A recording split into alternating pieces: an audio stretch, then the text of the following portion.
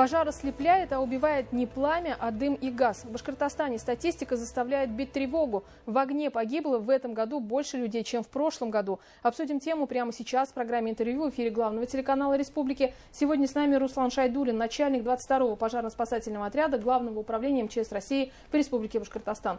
Руслан Эльдарович, здравствуйте. Добрый день. Что нам говорит статистика? Давайте с этого начнем. Пожары в целом по республике Башкортостан у нас идет планомерное снижение. Порядка более 7300 пожаров произошло. Однако, конечно, не скажешь так, погибели. К сожалению, на территории республики Башкортостан наблюдается рост количества, это на 17 человек. Конечно, основное количество пожаров происходит на территории города Уфы. Более 1300 пожаров у нас с начала года. Тоже наблюдается снижение пожаров, но количество погибших у нас составляет 25 человек против 9 в прошлом году. Основные причины?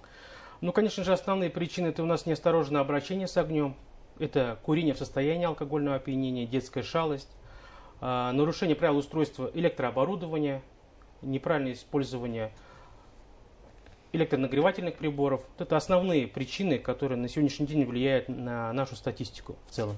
В многоквартирных домах, либо же в частном секторе чаще всего происходят пожары? Да, к сожалению, здесь основное количество погибших у нас это в многоквартирных домах. Как вы правильно заметили в начале своего выступления, люди губят дым, поэтому жилой сектор, многоквартирные дома, основное количество погибших у нас там.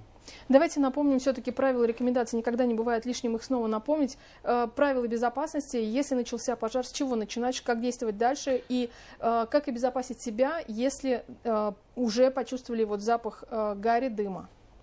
Как бы банально ни звучало, да, все свои выступления мы начинаем с того, что не стоит волноваться, собраться, да, оповестить. В первую очередь необходимо оповестить все-таки службу пожарной охраны, позвонить. Чем раньше поступит звонок на 01 в пожарную охрану, тем быстрее придет помощь.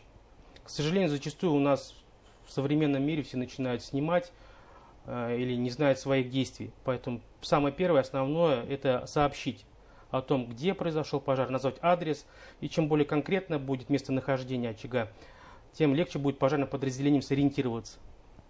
Конечно же, второе, это попытаться эвакуироваться, самоспастись, намочить тряпку, какую-нибудь ветошь, приложить ее к лицу, к носу, оповестить по возможности соседей, не забыть. И не пользуемся лифтами.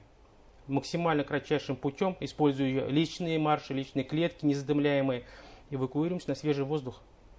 Что делать, если в квартирах есть дети, старики, люди, которым нужна помощь, которые самостоятельно не могут передвигаться? Конечно же, исполнить свой гражданский долг, помочь ближайшему, да, оказать им все-таки какую-то помощь. Понятно, что здания у нас многоэтажные, бабушки, дедушки у нас проживают на различных этажах, им лифты у нас не работают. Конечно же, попытаться помочь жителям, гражданам пожилого возраста, особенно детям. Дети – это, конечно, особенная такая ситуация, потому что дети, попадая в стрессовую ситуацию, начинают прятаться, залазить в шкафы, под кровати, искать где-то убежище. Поэтому все-таки хотелось бы напомнить родителям, в первую очередь напоминать своим детям о правилах безопасности, как себя нужно вести, проводить какие-то игры, викторины условные, чтобы дети были готовы к этому. Вы уже затронули одну из мер профилактики, да, какие еще меры можно считать эффективными, что нужно делать, чтобы не происходили такие трагедии? Знаете, у нас за последнее время хорошо себя зарекомендовали пожарные извещатели. У нас только в этом году спасено, благодаря пожарным извещателям, более 30 человек, из них 11 детей. Статистика ведется с 2016 года, и с 2016 года у нас спасено более 600 человек, из них более 230 детей. Здесь, знаете, есть большое количество данных извещателей и ценовая категория, но даже элементарный, самый простой и по ценовой категории показали свою большую эффективность. Дети, опять-таки, да, к вам в музей 22-го пожарно-спасательного отряда приезжают дети. Расскажите, пожалуйста, о чем говорят детям там и могут ли буквально с улицы, да, попасть туда? Да, конечно, так скажем, до эпидемии порядка 20 тысяч детей посещало В год? Данное учреждение в год, да, на сегодняшний день эта цифра, конечно, сократилась. Данный музей представляет себя это более 7 экспозиций, начиная с экспозиции с детских поделок, то, что дети делают своими руками на пожарную тематику. Например? Ну, пожарные машины какие-то, картины, «Берегись огня» различные, так скажем. Вот дальше проходит экспозиция это об истории пожарной охраны города Уфы, Республики Башкортостан и до современного этапа. Параллельно экскурсоводами детям рассказывается о мерах пожарной безопасности, о правилах, как себя вести. Даже есть такая экспозиция, где представлена школа, макет школы, и экскурсоводами рассказывается, что, уважаемые ученики, если пожар произошел в школе, вам нужно себя вести вот так, и на макете все это демонстрируется. Также это демонстрируется и пожар в квартире. Поэтому это очень даже интересно не сколько детям, сколько и взрослым, данный музей. Ну и 3 раза в месяц нашим музеем проводятся кукольные спектакли нашими же сотрудниками, которые в игровой форме с куклами детям дают представление и параллельно обучают их мерам пожарной безопасности. Вот если с соблюдением санитарных норм, которые сейчас действуют из-за пандемии коронавируса, да, все-таки как можно попасть туда? Ну, предварительно позвонив по телефону 272-9908, записаться, обговорить время и дату и спокойно посетить данное учреждение. Угу. Мы всем будем очень рады. Спасатели, вот ваши коллеги, они работают не только во время пожаров, но и на водных объектах. Мы знаем, что и в этом году тоже из-за того, что рано пришло лето, стали чаще отдыхать на водоемах, и, к сожалению, очень много тоже утопленников. Да? Расскажите вот про эту часть работы и рекомендации вашим жителям региона. Да, с наступлением летнего периода наступает у нас купальный сезон. Купальный сезон наступает с 1 июня, однако погода немного дала свои результаты, и местные жители начали купальный сезон немного раньше планируемого. На сегодняшний день у нас зарегистрировано 64 случая происшествий на воде, в которых погибло 63 человека. Из них это 12 детей.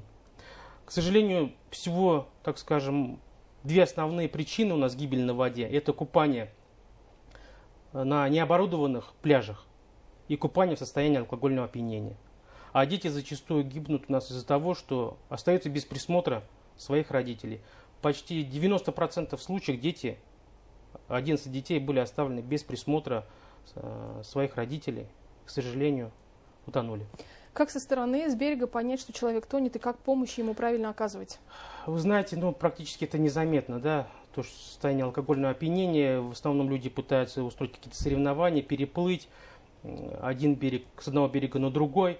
Это, конечно же, крики, махи руками начинаются, но все-таки не нужно, опять же, паниковать, постараться успокоиться, то есть не тратить свои силы попросту, а собраться, все-таки побольше набрать воздуха, попытаться, может быть, опуститься немного на дно и оттолкнуться ногами и позвать уже на помощь.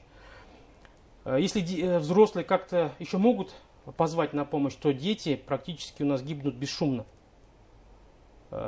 Они практически не могут как-то оповестить о своей ситуации.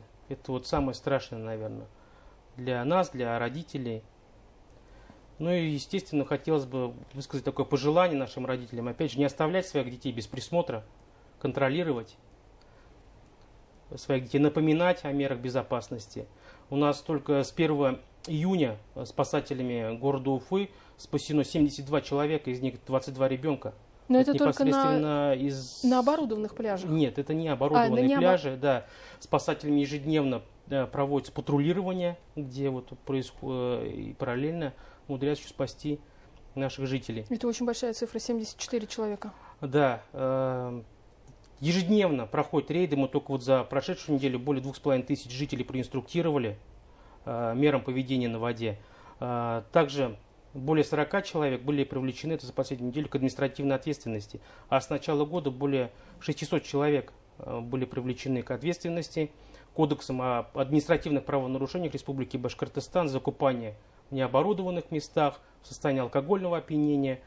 Возможно привлечение к административной ответственности в виде штрафа до 5000 рублей. Расскажите, пожалуйста, вот жители Уфы, да, вы говорите, что чаще всего происходят трагедии здесь, в столице республики. Ваши рекомендации, куда отправляться отдыхать, если выбирают водоем? Ну, у нас есть оборудованные пляжи на сайте администрации городского округа города Уфы, на сайте управления гражданской защиты имеется карта, куда можно пойти, где есть оборудованный пляж, буйки, зона для купания детям, где постоянно осуществляют дежурство наши спасатели. А вот вы говорите, детей спасали. Каким образом, хотя бы вот пару случаев? Ну, также дети пытаются поспорить друг с другом. Кто переплывет берег, кто дальше заплывет. В итоге дети не рассчитывают своих сил и начинают тонуть. Вот сейчас похолодание, Руслан Ильдарович, да? Повлияет ли это на купание? Может ли что-то неординарное произойти? Ну, да, у нас происходят такие случаи. Это, конечно же, в основном взрослые в состоянии алкогольного опьянения пытаются, скажем, взбодриться. Ну, ситуация получается противоположная. Ну и вот до 1 сентября не так много остается времени, еще один у нас месяц летний, да? Ваши рекомендации, пожалуйста, родителям и детям, как сохранить свои жизни и не попасть в беду. Также все будет, наверное, банально. Все-таки купаться, это оставшееся время, в оборудованных пляжах, где имеются все возможности, созданы все условия для купания, созданы условия в первую очередь и для спасения, где осуществляют дежурство, как я и говорил, профессиональные спасатели, которые готовы своевременно оказать помощь. Спасибо вам большое. Сегодня гостем программы «Интервью» был Руслан Шайдуллин, начальник 22-го пожарно-спасательного отряда Главного управления МЧС России по Республике Башкортостан. И мы говорили о том, как не попасть в беду. Не переключайтесь, оставайтесь вместе с нами.